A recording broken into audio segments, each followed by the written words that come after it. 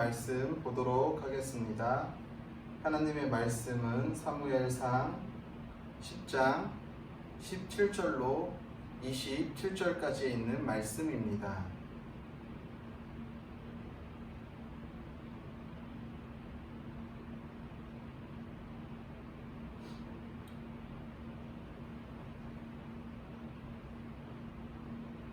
사무엘이 백성을 미스바로 불러 여호와 앞에 모이고 이스라엘 자손에게 이르되 이스라엘 하나님 여호와께서 이같이 말씀하시기를 내가 이스라엘을 애굽에서 인도하여 내고 너희를 애굽인의 손과 너희를 압제하는 모든 나라의 손에서 건져내었느니라 하셨거늘 너희는 너희를 모든 재난과 고통 중에서 친히 구원하여 내신 너희의 하나님을 오늘 버리고 이르기를 우리 위에 왕을 세우라 하는도다. 그런즉 이제 너희의 지파대로 1000명씩 여호와 앞에 나아오게 하고 사무엘이 이에 이스라엘 모든 지파를 가까이 오게 하였더니 베냐민 지파가 뽑혔고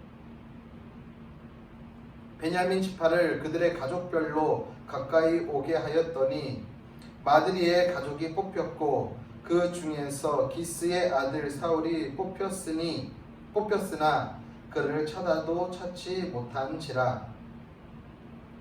그러므로 그들이 또 여호와께 묻되 그 사람이 여기 왔나이까? 여호와께서 대답하시되 그가 진보다리들 사이에 숨었느니라 하셨더라. 그들이 달려가서 거기서 그를 데려오매 그가 백성 중에 서니 다른 사람보다 어깨 위만큼 컸더라. 사무엘이 모든 백성에게 이르되 너희는 여호와께서 택하신 자를 보느냐? 모든 백성 중에 짝할 이가 없느니라 하니 모든 백성이 왕의 만세를 외쳐 부르니라. 사무엘이 나라의 제도를 백성에게 말하고 책에 기록하여 여호와 앞에 두고 모든 백성을 각기 집으로 보내매 사울도 기브와 자기 집으로 갈 때에 마음이 하나님께 감동된 유력한 자들과 함께 갔느니라. 어떤 불량배는 이르되 이 사람이 어떻게 우리를 구원하겠느냐 하고 멸시하며 예물을 바치지 아니하였으나 그는 잠잠하였더라. 아멘.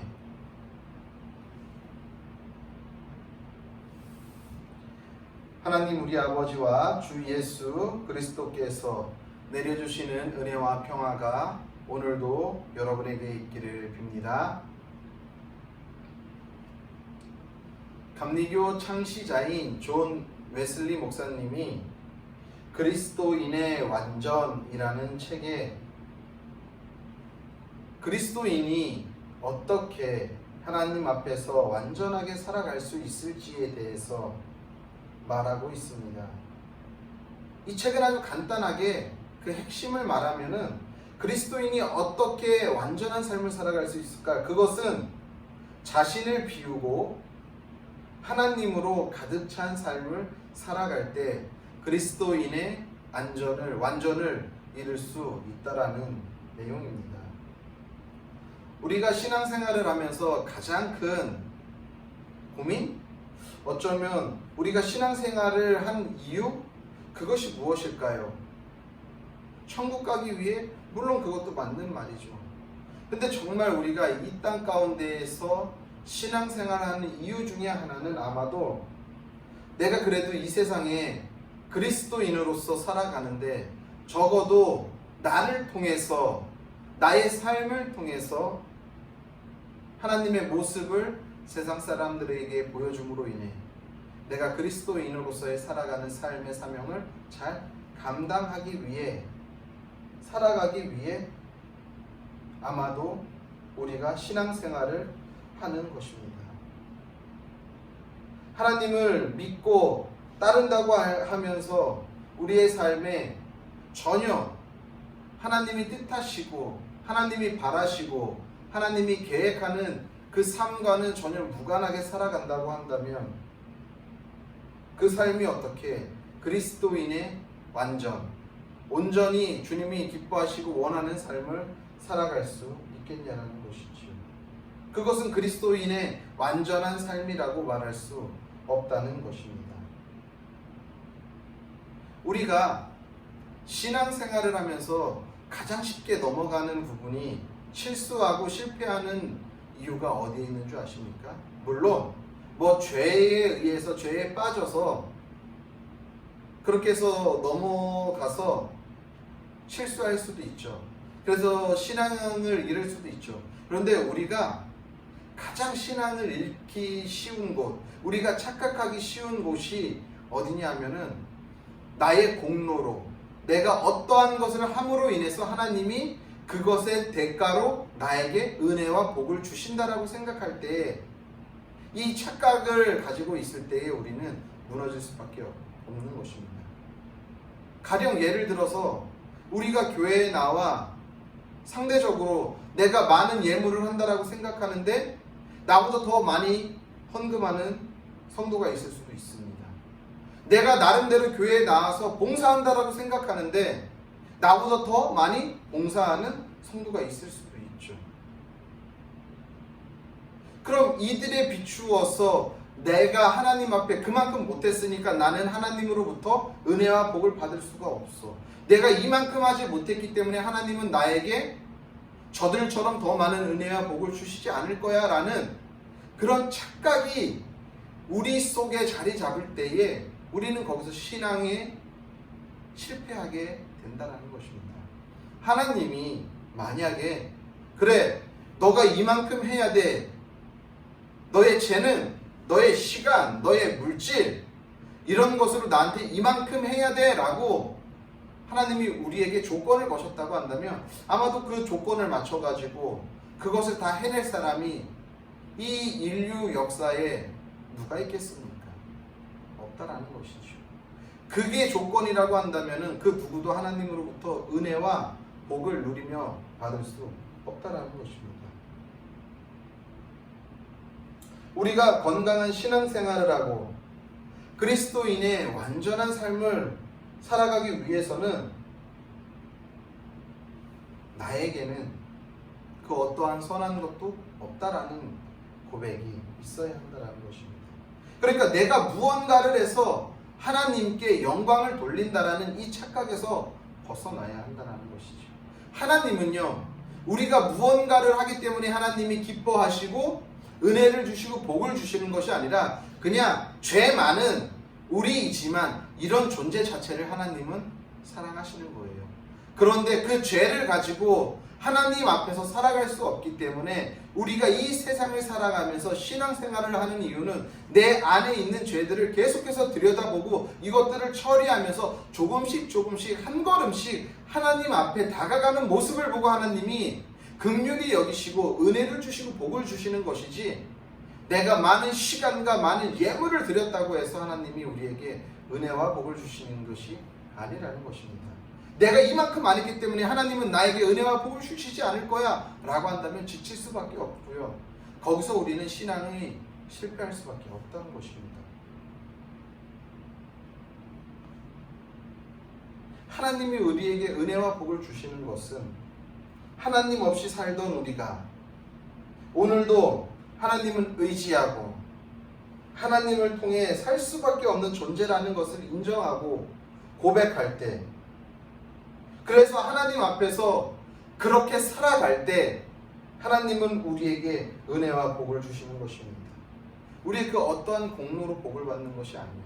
은혜를 누리는 것이 아니라는 사실을 우리는 기억해야 할 것입니다.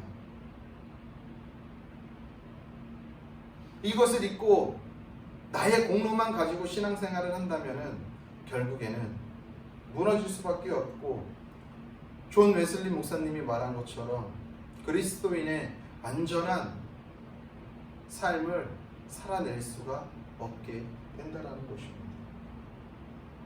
따라서 우리가 바른 신앙생활을 하고 거룩한 성도로 살아가기 위해서는 무엇보다도 우리의 삶 가운데 하나님의 주권을 인정해야 한다라는 것이죠. 그리스도인으로서 완전하게 살아갈 수 있는 방법은 우리의 삶 가운데 하나님의 주권을 인정하면서 살아갈 때 이것이 가능하다라는 것입니다. 오늘 우리가 함께 읽은 본문 말씀을 통해 어떤 것이 하나님의 주권을 인정하는 삶인지를 우리는 볼 수 있게 될 것입니다. 오늘 우리가 함께 읽은 사무엘상 10장 17절로 27절에 있는 말씀을 보니까 사무엘이 이스라엘 백성들 앞에서 사울을 이스라엘 왕으로 선출하는 장면이 나옵니다. 근데 어떻게 하죠? 우리 얼마 전에도 국회의원 선거가 끝났습니다. 그리고 올해 10월 달에는 우리 감리교회를 이끌어갈 각 연회의 리더들인 감독선거와 감리교 전체를 이끌어갈 감독회장 선거가 10월 달에 있습니다. 그런데요, 오늘 하나님이 사울을 이스라엘 왕으로 선택하는 것과 같이 그 방법으로 오늘 10월 달에 있을 감독 선거를 한다고 한다면 아마도 반대하는 분들이 많이 있을 것 같아요. 왜? 어떤 후보는 벌써 1년 전부터 감독 선거에 출마하려고, 감독에 출마하려고 벌써부터 많이 돌아다니면서 많은 사람들에게 지지를 호소하고 표를 구하고 있는 사람들이 있어요. 상대적으로 감독에 가까이 간 것이죠. 그런데 오늘 하나님이 이스라엘 왕을 선출을 어떻게 합니까? 아주 간단해요. 오늘 우리가 함께 본문을 읽었지만 어떻게 합니까? 이렇게 하죠. 20절 사무엘이 이에 이스라엘 모든 지파를 가까이 오게 하였더니 베냐민 지파가 뽑혔대요. 무슨 말이냐면요, 사무엘이 18절 19절에서 이렇게 이야기하는 거예요. 너희들이 계속 그렇게 왕을 요구하니 내가 이제는 너희들의 리더인 왕을 선출하게 할 것인데, 하나님의 방법에 의해서 왕을 선출할 것인데 각 지파별로 다 모여봐. 그런데 지파별로 몇 명씩 오라고요? 1000명씩 오라는 거예요. 1000명씩 쫙 왔을 때 제비를 한번 뽑습니다. 그러니까 12지파 중에 어떤 지파가 뽑혔어요? 베냐민 지파가 뽑힌 거예요. 그러니까 또 베냐민 지파를 다 세워놓고서 거기서 또 제비를 뽑으니까 어느 가족이 뽑힙니까? 마드리 가족이 뽑히는 거예요. 그리고서 거기서 또 뽑으니까 누구예요? 기스 가족 중에 그 아들 사울이 뽑히는 거예요. 무슨 말이냐면요, 그냥 뭐 공약도 들어볼 것도 없고 각 지파가 어떻게 이스라엘 후보들이 나와서 어떻게 이스라엘을 이끌어갈 것이고 통치할 것이에 대한 이야기도 없이 그냥 제비 뽑는 거예요. 복불복인 거죠. 복불복. 세상 논리를 따지면 그냥 운에 맡기는 거예요. 되면은 좋고 안 되면 어쩔 수 없는 거고. 이런 왕 선출이 어디 있어요? 한 나라의 지도자를 뽑는데,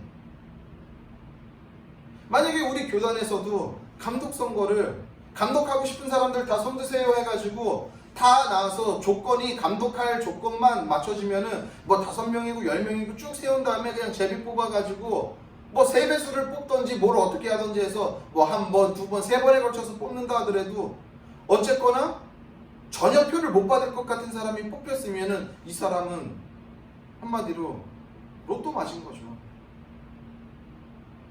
그러면은 1년 전부터 열심히 표 관리를 해가지고 내가 이번에는 감독이 될 수 있을 거야 라는 희망을 가지고 있었던 후보에게 있어서는 이렇게 왕을 선출하는 것이, 이렇게 제비를 뽑아서 감독을 선출하는 것이 동의가 될까요? 안 된다라는 것이죠. 될 수가 없는 거예요. 상대적으로 밀리는 후보는 좋을지 모르지만 그렇지 않은 사람에게는 이런 말도 안 되는 투표이고 선거라는 것이죠. 선출 방식이라는 거예요. 그러니까 어떻게 해요? 오늘 우리가 읽은 마지막 27절에 불량배들이 나와가지고 어떻게 사울이 우리를 다스릴 수 있겠느냐, 우리를 구원할 수 있겠느냐 라고 말하는 거예요. 그러면서 왕으로 인정하지 않는 거예요.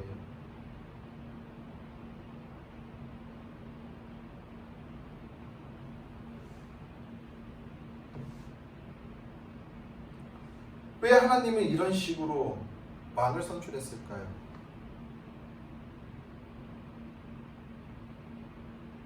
사울은 왜 또 그렇게 선출되었을 때 숨었을까요? 여러 가지 생각을 하게 됩니다. 오늘 우리가 함께 읽은 18절을 보면은 사무엘이 이스라엘 백성한테 왕을 선출하기 전에 그렇게 이야기하죠. 뭐라고 이야기하냐면요, 이스라엘 하나님 여호와께서 이같이 말씀하시기를 내가 이스라엘을 애굽에서 인도하여 냈다라는 거예요. 인도하여 냈다라는 게 무슨 말입니까? 하나님이 강권적으로, 하나님의 주권에 의해서 내가 너희들을 이끌어냈어. 그것을 다시 한번 이스라엘 백성에게 상기시키는 거예요. 무슨 말이냐 하면은 지금 왕을 선출한다 하더라도 너희의 주권은 어디에 있다? 하나님에게 있다라는 것을 다시 한번 상기시키기 위해서 이 말을 하는 거예요. 그러면서 그럼에도 불구하고 너희는 그런 하나님을 어떻게 대했냐 하면은 19절에 이렇게 이야기하는 거예요. 너희는 너희를 모든 재난과 공포 중에서 친히 구원하여 내신 너희의 하나님을 오늘 버렸다라는 것이죠. 여기서 버렸다라는 것은 어떤 뜻을 가지고 있냐면요, 거절하다, 멸시하다라는 뜻을 가지고 있거든요. 근데 이 뜻이 어떤 단어에서 파생됐냐면은 찌꺼기라는 단어에서 파생된 거예요. 무슨 말이냐면요, 하나님이 너희를 애굽에서 강권적으로 하나님의 주권을 가지고서 너희를 인도해 냈지만 너희는 그런 하나님을 여전히 어떻게 생각하고 있다? 음식물의 찌꺼기처럼 생각하고 있다라고 사무엘이 지금 이스라엘 백성들에게 말하고 있는 거예요. 그러면서 너희들이 그렇게 원하는 그러면은 내가 왕을 하나님의 방법대로 세우겠어 라고 하면서 제비를 뽑는 거죠. 그러면서 그렇게 뽑힌 사울이 진보다리 뒤에 숨어요. 왜 그랬을까요? 베냐민 지파는 아마도 알았겠죠. 아마도 사울이 부끄러움을 많이 탔을지도 모르겠습니다.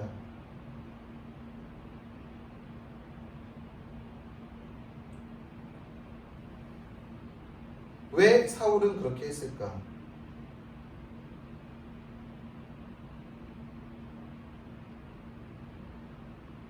아마도 사울은 그 자리에 있었지만 많은 지파가 베냐민 지파에서는 그래도 알 수 있었을 거예요. 하지만 다른 지파에서 사울이 누군지 어떻게 알겠어요?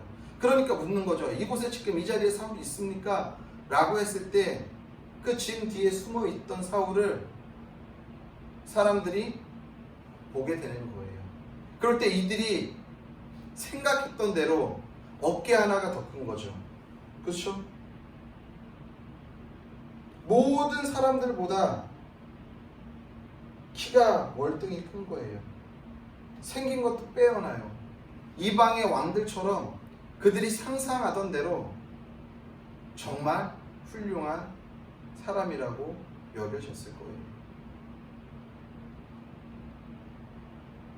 그런데 모든 사람들의 눈에 들었는데 불량배들만큼 눈에는 들지 않은 거예요. 여기서 불량배는 우리가 그냥 소위 말하는 깡패, 조폭 이런 뜻이 아닙니다.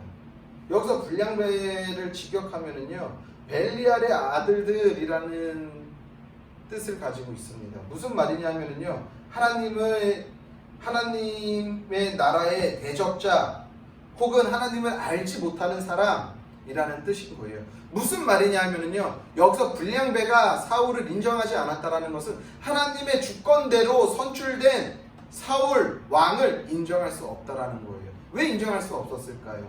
이때 당시에는 베냐민 지파가 아마도 12지파 중에서는 제일 빈약한 지파였을 거예요. 베냐민 지파 중에서 마드리의 가족 기슨의 가정이 유력한 집안이라 할지라도 그거는 베냐민 가에서만 속하는 것이지 유다 지파도 있고 에브라임 지파도 있는데 이 지파들에 비해서는 현저히 베냐민 지파는 작아요. 왜? 사사기 때 우리는 알고 있듯이 베냐민 지파는 사사시대 때 거의 사라질 위기에 있었거든요.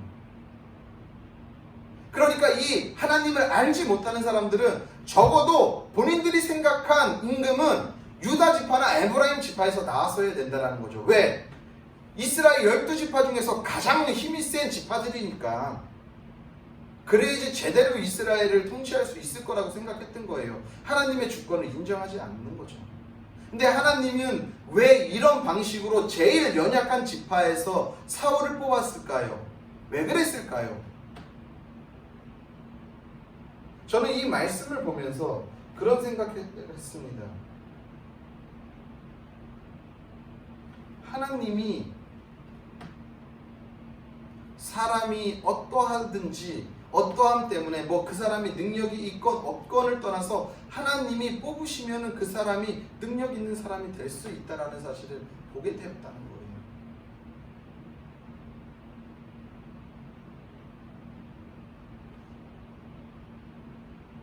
불량배들은요, 불량자들은요 여전히 하나님의 주권을 인정하지 않아요. 자신들의 생각, 자신들이 원하는 대로 모든 것이 되어야 된다고 생각하는 거예요. 우리가 신앙생활하며 무너지는 것이 나의 어떠한 공로 때문에 무너진다라고 제가 이야기한 것처럼 내가 이걸 못하고 저걸 못하니까 이런 생각으로 나의 생각과 나의 경험과 나의 능력으로 만을 생각하고 있는 것이죠. 온전히 세상적인 관점에 사로잡혀 하나님이 일하시는 것을 보지 못하는 거예요. 하나님의 주권을 인정하지 못하는 것이죠.